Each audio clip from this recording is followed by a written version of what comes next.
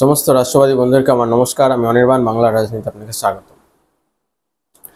বন্ধুরা, এই যে দেশে দেশ বিরোধীরা বাস করে, এদের বিরুদ্ধে কি করা যায় কোনো সরকারই আজ পর্যন্ত ভেবে উঠতে পারেনি।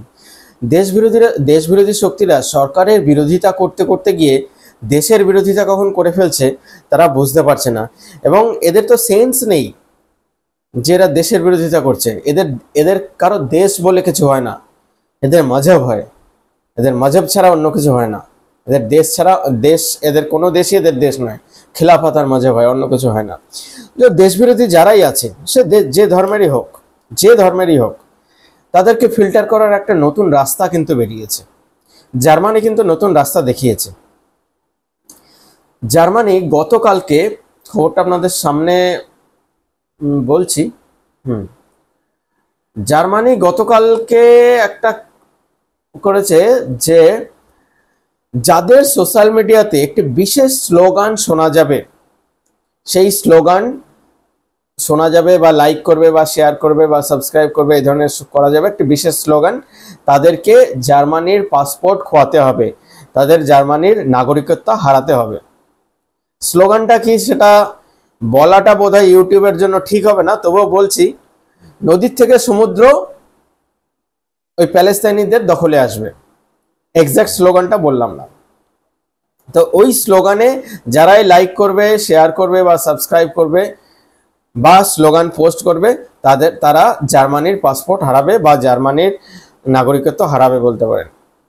তো আমার মনে হয় ভারতবর্ষ আজকে যতটা যেদিকে পিছিয়ে আছে, তার পিছনে কোথাও না কোথাও এই দেশবিরোধী শক্তিদের একটা বিরাট হাত রয়েছে। কারণ দেশবিরোধী শক্তিদের সঙ্গে অতি সহজে বৈদেশিক শক্তিগুলো হাত মিলিয়ে নেয়। বৈদেশিক শক্তিরা ভারতের গণতন্ত্র ভাঙার জন্য এমনভাবে জায়গা তৈরি করে, এই দেশবিরোধী শক্তির মাধ্যমেই এই জায়গাটা তৈরি করে। অন্য কেউ কিন্তু বাইরে থেকে এসে সরকার ফেলে না। বাইরে থেকে এসে আপনাকে খালি আপনার ঘরে বিদ্রোহ করে না, আপনার রাজ্যে বা আপনার জেলায় বিদ্রোহ করে না, আপনার বাস ফুঁকে দেয় না, আপনার অফিস বিল্ডিং ফুঁকে দেয় না বাইরে থেকে এসে। আমাদের দেশের লোকই, কিন্তু এরা দেশ বিরোধী কার্যকলাপের সঙ্গে যুক্ত। তো এদেরকে কি করে চিহ্নিত করা যাবে? ঠিক যেভাবে জার্মানি চিহ্নিত করছে। ভারতবর্ষ টেকনোলজির দিক থেকে অনেক এগিয়ে। ভারতবর্ষ আধার চালাচ্ছে, আধারের একটা সিস্টেম আছে। সেই সঙ্গে সঙ্গে ভারতবর্ষের এই বিরাট রেশনিং সিস্টেম আছে, বিরাট ভোটিং সিস্টেমের এই সমস্ত পুরো ডেটাবেস কিন্তু ভারতবর্ষের সরকারের হাতে। ভারতবর্ষ যদি চায় সোশ্যাল মিডিয়াতে, সমাজ মাধ্যমগুলোতে, ইউটিউব, ফেসবুক, ইনস্টাগ্রাম, এই জায়গাগুলোতে কে কি পোস্ট করছে, কে কি স্লোগান পোস্ট করছে, কে কি কথা পোস্ট করছে, কে কি ভিডিও পোস্ট করছে, এগুলো যদি ফিল্টার করতে চায় ভারতবর্ষ নিমেষের মধ্যে করতে পারে। এবং ফিল্টার করে তাদেরকে রেশন বন্ধ করে দাও, কারণ এদের মুখ বেশি। এদের রেশন বন্ধ করে দিলেই পেটে দাঁড়াতে হবে। কজনের রেশন বন্ধ হলেই বাকিদের ওই দেশবিরোধী স্লোগানটা বন্ধ হয়ে যাবে। কেন বলেন তো? যে না খেয়ে পেতে মরবো, এতগুলো পেট না খেতে পেয়ে মরলে তো অসুবিধা হবে, না খেতে পেয়ে মরলে হবে না। শুধু তাই নয়, শুধু যে ব্যক্তি বলবে তার নয়, সেই সঙ্গে সঙ্গে তার আশেপাশে যত আত্মীয় স্বজন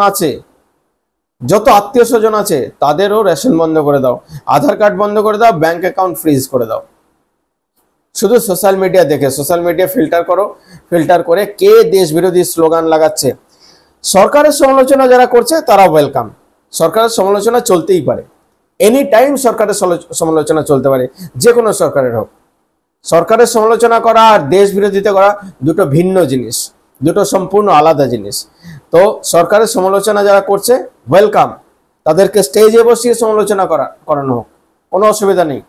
কিন্তু যারা দেশ বিরোধী কথা বলছে, যেমন এই হিজবুল্লাহ নেতা যখন মারা যাচ্ছেন, যখন তাদের ইসরায়েল মেরে ফেলছে, তখন আমাদের লখনৌতে, মুম্বাইতে, কাশ্মীরে মিছিল বেরোচ্ছে, হায়দ্রাবাদে মিছিল বেরোচ্ছে, এবং হাজারো হাজারো লোক তাতে জমা হচ্ছে, যে প্রত্যেক ঘরে হিজবুল্লাহ বেরোবের পরে প্রত্যেক ঘরে হিজবুল্লাহ পয়দা হবে। এবং এরা বেশ গর্বের সঙ্গে কথাটা বলছে। তো এদের এই অহংকার চূর্ণ করার এই একটাই রাস্তা, সোশ্যাল মিডিয়া ক্যামেরা দেখা হোক, প্রত্যেকটি সিসিটিভি ক্যামেরা দেখা হোক, এই ধরনের মিছিলে কারা থাকে, যাদের সঙ্গে আমাদের কোনো সম্পর্কই নেই, যারা আমাদের দেশের কোনো কিছুতে লেনাদেনা করে না, বা জঙ্গি সংগঠনকে যারা সমর্থন করছে, তাদেরকে এইভাবে চিহ্নিত সরকার করতেই পারে। আজকাল এআই এর জমানা, অটোমেশন প্রসেস, দেখবে ধরে ধরে ধরে ধরে রেশন বন্ধ করবে, আগে ব্যাংক অ্যাকাউন্ট ফ্রিজ করবে, তাহলেই কাজ হয়ে যাবে। এর থেকে বেশি বলার দরকার আছে বন্ধুরা? ভিডিওটি শেয়ার করুন। আপনাদের জান পেহচানে যদি কোনো সরকারি কর্মচারী থাকে তাদেরকে জানান। ধীরে ধীরে ধীরে ধীরে উপর পর্যন্ত ভিডিও পৌঁছাতে হবে এবং এই মুহিম জারি রাখতে হবে। এই দেশ বিরোধীদেরকে যদি আমরা কোনো আজ পর্যন্ত শায়েস্তা করার রাস্তা খুঁজে না পেতে পারি, তাহলে একটা কথা কি জানেন, দেশকে ভালোবাসতে হলে দেশের জন্য কিছু করতে হবে। দেশের জন্য না কিছু করে শুধু মোবাইল সোয়াইপ করতে গেলাম, তাতে দেশের কোনো কাজ হবে না, তাতে দেশের সম্পত্তি ধ্বংস করা হবে। তো দেশের জন্য কিছু করতে গেলে ঘরে শুয়েও করা যায়, কিন্তু তার জন্য আপনাকে অ্যাক্টিভ হতে হবে। শুধু মোবাইল সোয়াইপ করলাম, খবর দেখলাম, হ্যাঁ দাদা ভালো বলেছে, দাদা খারাপ বলেছে, এসব করলে কাজ হবে না। এই খবর যাতে সরকার পর্যন্ত পৌঁছায় সেই ব্যবস্থা করতে হবে। বন্ধুরা, এই নিয়ে লাগাতার আমার মুহিম জারি থাকবে, আপনারাও লেগে থাকুন। ভালো থাকবেন। নমস্কার।